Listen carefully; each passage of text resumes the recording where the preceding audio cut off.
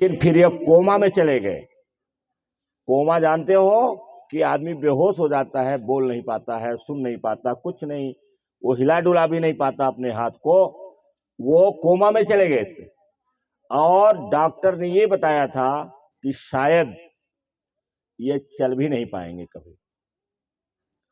अगर जिंदा हो गए ये तो चल भी नहीं पाएंगे। लेकिन एलरॉड भी ओलंपिक में मैराथन जीते। अब ओलंपिक तो मुझे ध्यान नहीं आ रहा है, लेकिन मैराथन जीता उन्होंने। ये होती है दृढ़ प्रतिज्ञा, और यही चीज हम आपको डालना चाहते हैं।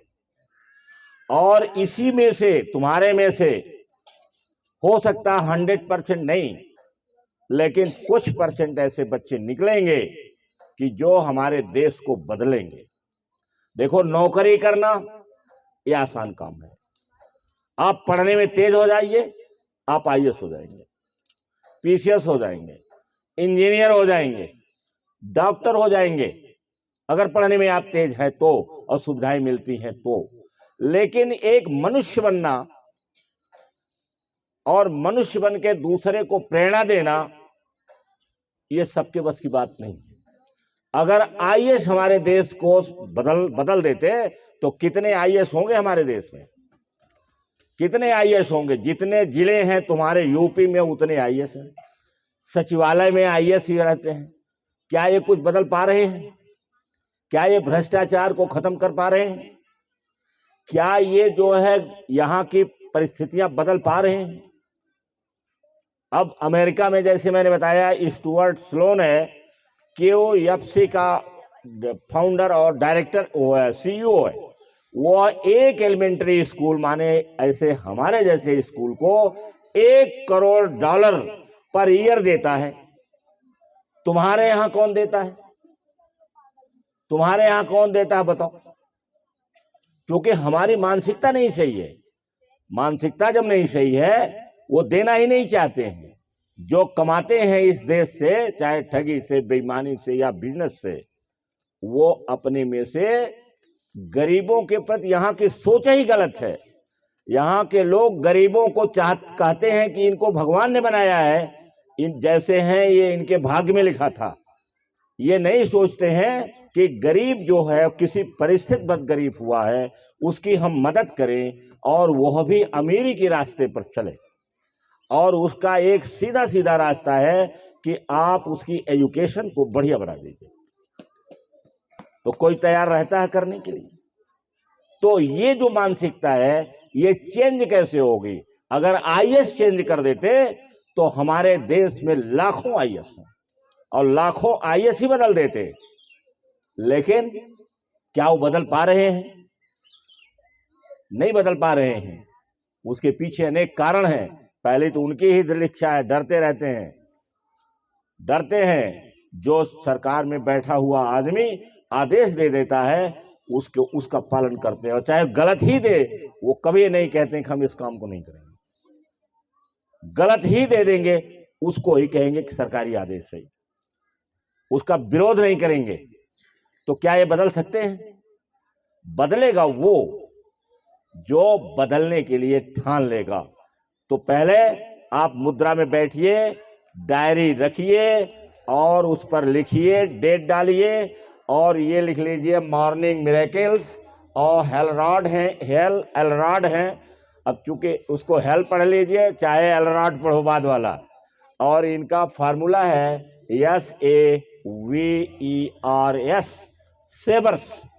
अब इसको, कहानी को शुरू करो और तुम स्टार्ट करो कहानी को। हाँ,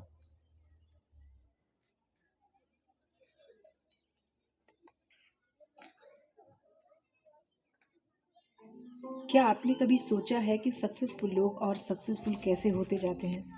क्या आगे बढ़ता जाएगा, आप इस बात को पूरी तरह से मान भी लेंगे और इन्हें फॉलो भी करेंगे। तो ऐसा क्या है आज की वीडियो में? आज का वीडियो एक ऐसे इंसान की कहानी है जो एक कार एक्सीडेंट में ऑलमोस्ट डेड डिक्लेयर कर दिया गया था। उसकी हार्ट बीट 6 मिनट के लिए बंद हो गई थी, जिसकी 11 हड्डियां टूट चुकी थी, और जो होश में आकर भी 1 महीने तक कोमा में था। इतना ही नहीं, कैंसर जैसी बीमारी से लड़ते हुए कर्ज में डूबने के बाद भी वो इंसान लाखों लोगों का इंस्पिरेशन है। वो आज एक कीनोट स्पीकर और बेस्ट सेलिंग बुक का ऑथर है। तो ये मिरेकलस इंसान है हेल एलरोड, जो पूरी दुनिया में फेमस बुक मिरेकल मॉर्निंग के ऑथर हैं। हेल ने अपनी इस बुक में बताया है कि कैसे हम लाइफ को सिर्फ अपनी सुबह की शुरुआत को बदलकर पूरी तरह से चेंज कर सकते हैं। पूरे ध्यान से सुनोगे, अगर नहीं सुनोगे तो बीच में कट जाएगा। 5 साल की उम्र में उनका एक कार एक्सीडेंट हुआ जिसमें डॉक्टर ने उन्हें ऑलमोस्ट डेड डिक्लेयर कर दिया था। 6 मिनट तक उनकी धड़कनें नहीं चली। काफ़ी इलाज के बाद उनकी धड़कनें तो वापस आई, लेकिन वो कोमा में थे और डॉक्टर ने कह दिया था कि वो कभी भी शायद चल ना पाए। लेकिन हादसे के लगभग 3 साल बाद वो एक अल्ट्रा मैराथन के रनर बने, एक सक्सेसफुल ऑथर, एक बिजनेसमैन बने। जब इनकी लाइफ ने ठीक ठाक चलना शुरू ही किया था कि लाइफ ने उन्हें एक और झटका दे दिया। अक्टूबर 2016 में उन्हें उनके कैंसर के बारे में पता चला और इसकी ट्रीटमेंट की कॉस्ट ने हेल को फाइनेंशियली और इमोशनली और फिजिकली तोड़ दिया। लेकिन सोचने वाली बात है कि एक बार फिर हेल ने अपनी लाइफ और अपने आप को संभाल लिया और फिर उन्होंने पीछे मुड़कर नहीं देखा। तो इतना कुछ, इतने अप्स एंड डाउन्स के बाद ये कैसे पॉसिबल हो पाया?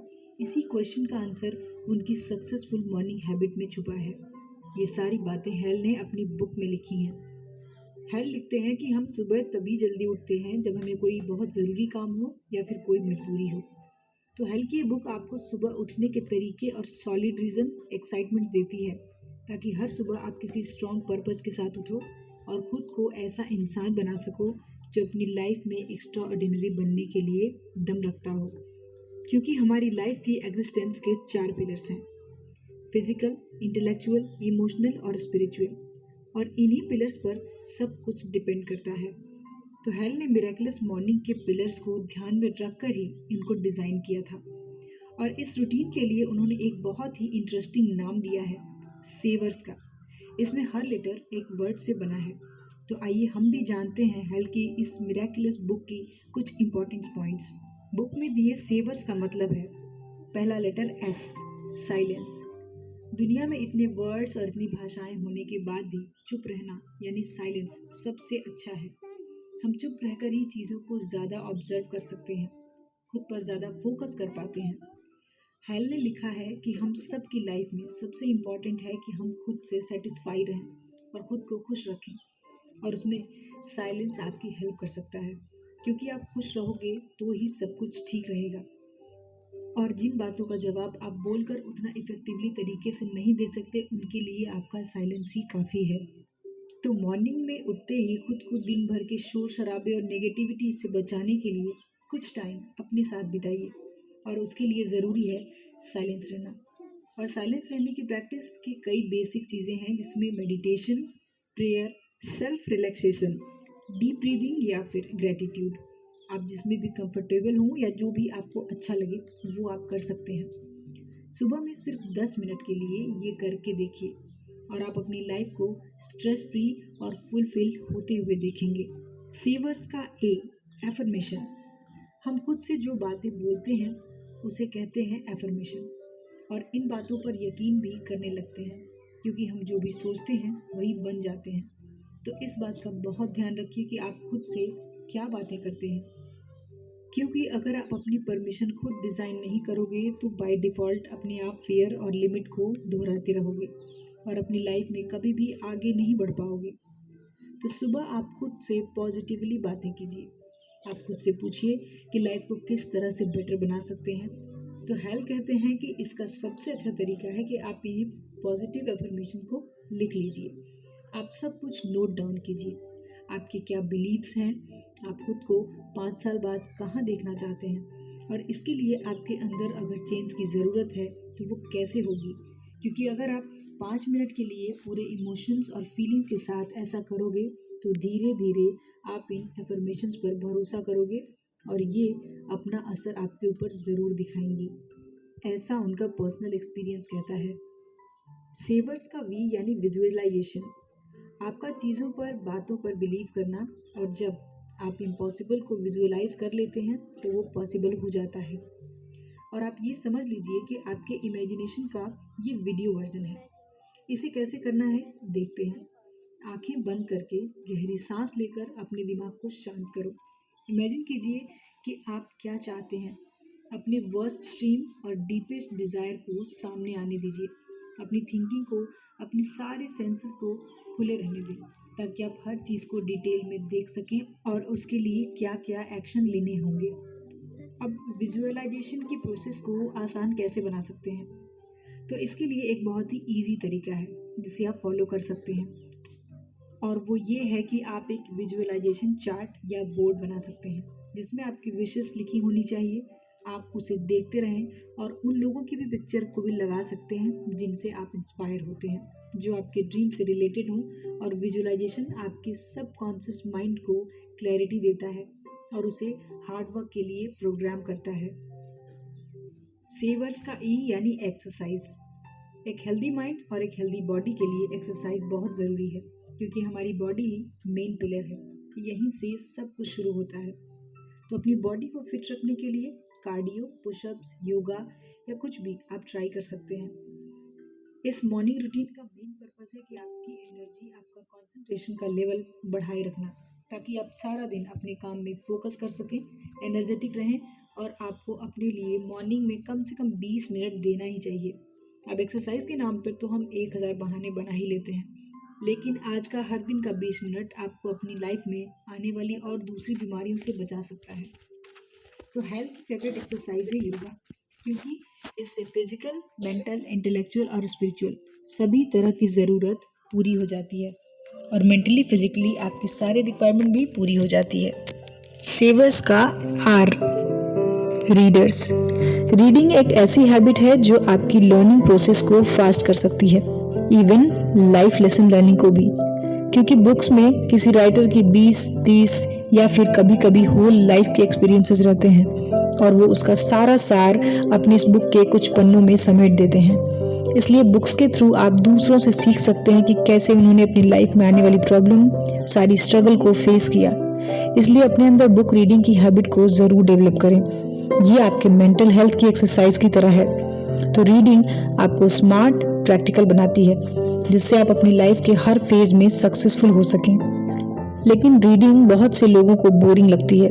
कैसे इस हैबिट को डेवलप करें? तो सबसे पहले अपने इंटरेस्ट और रिक्वायरमेंट के हिसाब से बुक सेलेक्ट कीजिए। उसके बाद उसके कुछ पेजेस को पढ़कर देखिए। धीरे धीरे उसे समझने की कोशिश कीजिए। एक पेंसिल, डायरी लेकर बुक पढ़ने बैठ जाइए और इम्पोर्टेंट पॉइंट्स को अंडरलाइन या हाईलाइट कीजिए और टेक अवेज को डायरी में लिखते जाइए। इस तरह से आप कम से कम 10 पेजेस पढ़ते हैं। तो अगर आप ये फॉलो करते हैं तो आप एक साल में लगभग 3650 पेजेस पढ़ लेते हैं। चलिए मान लेते हैं इतने नहीं भी पढ़ पाए तो एटलीस्ट आप 3000 पेज तो पढ़ ही लेंगे, यानी कि एक साल में 300 पेज के 10 बुक्स। सेवर्स का एस यानी स्क्राइबिंग, मतलब राइटिंग। जिस तरह से रीडिंग के इतने फायदे हैं, उसी तरह से राइटिंग के भी बहुत सारे फायदे हैं। और लिखना आप कहीं से भी शुरू कर सकते हैं। आप अपने डेली रूटीन के कामों को लिखिए, अपनी डायरी में लिखिए। आप अपनी लाइफ में किन चीज़ों के लिए आज ग्रेटफुल फील कर रहे हैं, या फिर आपको किन चीज़ों पर प्राउड है।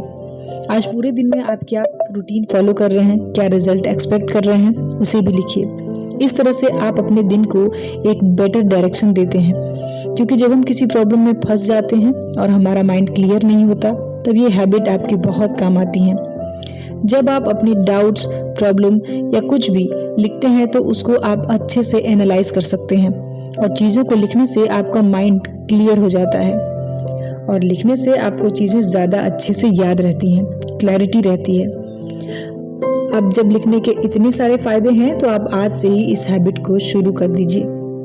अब ये तो थी बुक्स के इम्पोर्टेंट 6 पॉइंट्स, लेकिन इन्हें फॉलो करने के लिए तो आपको सुबह उठना ही पड़ेगा, क्योंकि सब लोग मॉर्निंग पीपल नहीं होते हैं। उनके लिए सुबह उठना एक मुश्किल काम है।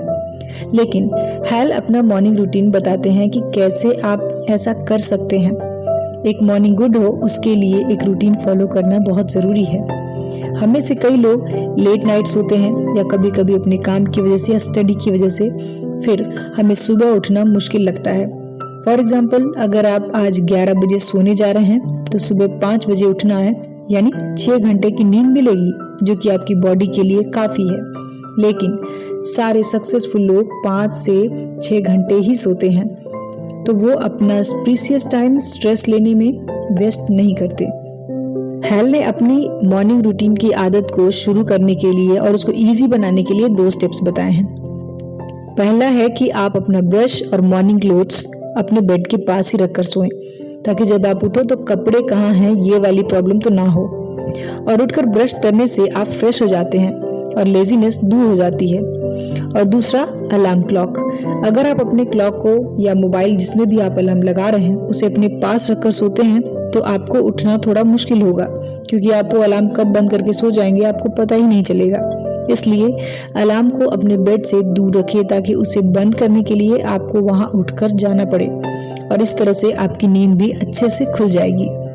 और अगर कभी आपको कोई ज़रूरी काम आ जाए या आपके पास इस रूटीन को फॉलो करने के लिए पूरा टाइम ना हो, तो क्या हम इसे स्किप कर सकते हैं? तो ऑथर कहते हैं नहीं, बल्कि आप इस 1 घंटे के काम को 1 मिनट में कर सकते हैं। हर काम को 1-1 मिनट दीजिए और उसे पूरा करने में आपको 6 मिनट लगेंगे और आपका ये काम आसानी से हो जाएगा। अब प्रॉब्लम ये होती है कि ज़्यादातर अच्छी आदत हमें बोरिंग लगती हैं, जैसे सुबह जल्दी उठना। लेकिन हेल लिखते हैं कि किसी भी हैबिट को आप सिर्फ 30 दिनों में अपने अंदर डेवलप कर सकते हैं, लेकिन शर्त यही है कि आपको उनको रेगुलरली फॉलो करना होगा। शुरुआत में हो सकता है कि आपको बुरा लगे, लेकिन धीरे धीरे आपको इसकी आदत लगी जाएगी। तो गाइज, ये है हेल की अनबियरेबल से अनस्टॉपेबल बनने तक का सफर। गाइज, लाइफ में मुश्किलें तो आती ही रहती हैं, लेकिन मुश्किलें हमें मजबूत बनाती हैं। वो आपकी इनर पावर को इनेबल करती हैं, वो कभी कमजोर नहीं बनाती हमको, क्योंकि आग में तपकर ही सोना सोना बनता है। और हेल के साथ भी यही हुआ। उनकी लाइफ में फिजिकल फाइनेंशियल प्रॉब्लम आई, लेकिन उन्हें अंदर से मजबूत बनाती गई। हमें भी यही करना है। खुद को स्ट्रॉन्ग और सक्सेसफुल बनाने के लिए कुछ चेंजेस तो करने ही पड़ते हैं, चाहे वो डेली रूटीन हो या फिर हैबिट। तो गाइस, आज की वीडियो में इतना ही। आप कौन सी आदत से स्टार्ट कर रहे हैं मुझे कमेंट। तो आपने सुन लिया, मुझे लगता है 20-30% तो समझ में आ गया होगा, और कम से कम 70% बच्चे सुन लिए होंगे। और कुछ तो ऐसे बच्चे हैं कि जिनको कान के पासे लगा दो तो नहीं सुनेंगे, और इनको ये नहीं चिंता है कि मेरी जिंदगी जाएगी कहाँ, इनको ये नहीं पता है। तो अब उसको तो सुधारा नहीं जा सकता है। जो आदमी प्रतिज्ञा करेगा कि मुझे नहीं करना है, तो उसको तो दुनिया में कोई नहीं करा सकता है। और मैंने तो ऐसे लोगों को भी देखा है कि जो अलार्म बजता रहता है और सोते रहते हैं। जब आप उठने का इंटेंशन नहीं बनाएंगे, उठने के लिए प्रतिज्ञा नहीं करेंगे, या आपका कोई टारगेट ही नहीं रहेगा, तो अलार्म बजता रहेगा और आप सोते रहेंगे। माँ जगाती रहेगी, पानी डालती रहेगी, आप सोते ही रहेंगे।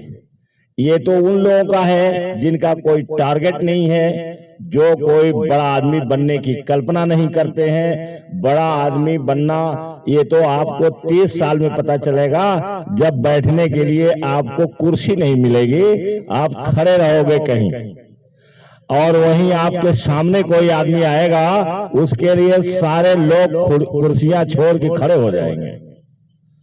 तब आपको फील होगा कि काश मैं भी अगर हो गया होता इंपॉर्टेंट आदमी।